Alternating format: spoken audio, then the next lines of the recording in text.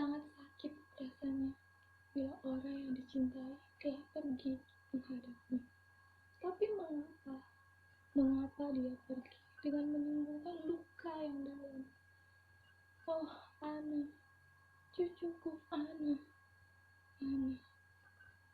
Aku masih ingat sekali saat menikmati pisang goreng dan kopi hitam pahit di teras 2 hari yang lalu.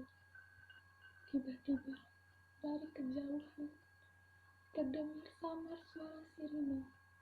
Kemudian suara itu semakin dekat, dan sangat dekat. Terlihatlah mobil ambulan parkir di depan rumahku. Jantungku berdegup kencang, tanganku bergetar, dan aku berdiri menyambut petugas rumah sakit yang menghampiri. Kemudian ia bertanya, "Apa benar ini rumah Ibu Usin?" "Ya, saya sendiri Usin." Kemudian ia bertanya kembali, "Apa benar cucu Ibu bernama Hana?" "Ya, benar. Ada apa dengan cucuku, Mas?" "Maaf Ibu, kami di sini mengabarkan bahwa Ana, cucu Ibu, telah menghadap Yang Maha Kuasa."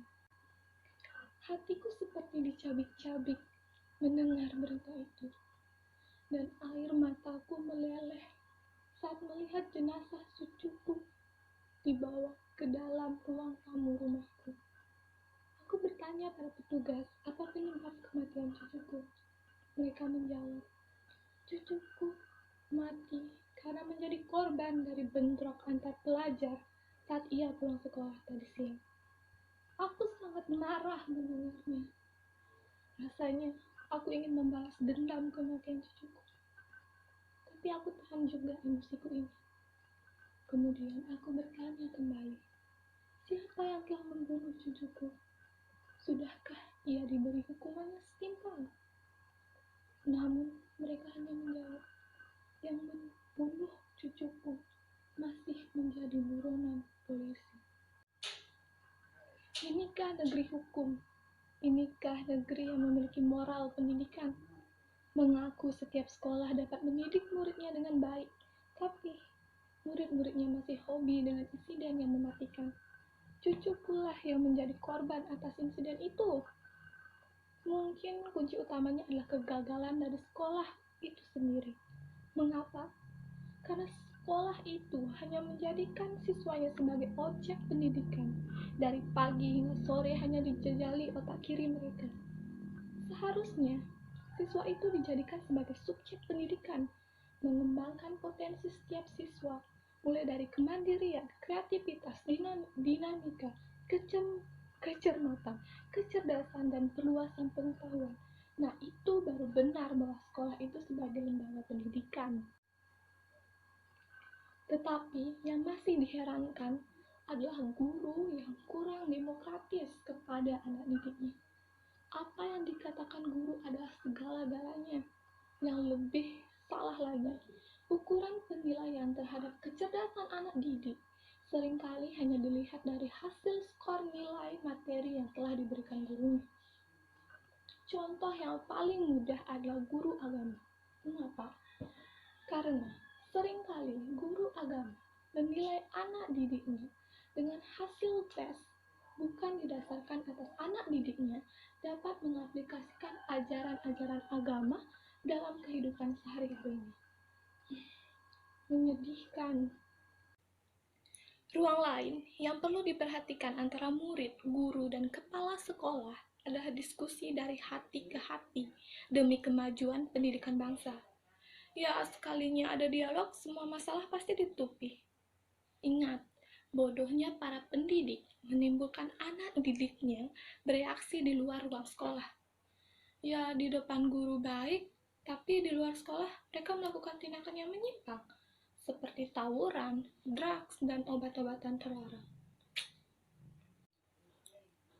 Apalagi kalau sarana berekspresi di sekolah yang kurang memadai.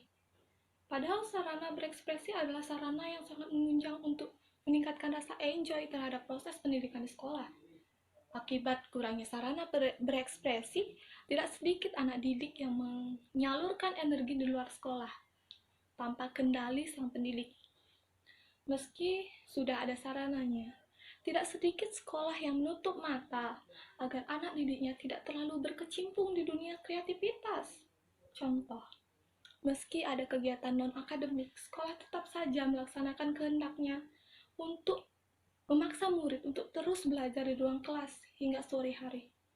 Sampai-sampai dalam 1 minggu, mungkin siswa hanya mendapat 1 jam kegiatan non-akademik. Apakah itu disebut dengan keadilan? Pemerintah dan masyarakat tampaknya harus bekerja keras untuk dapat membangun kualitas pendidikan sebagaimana yang diharapkan.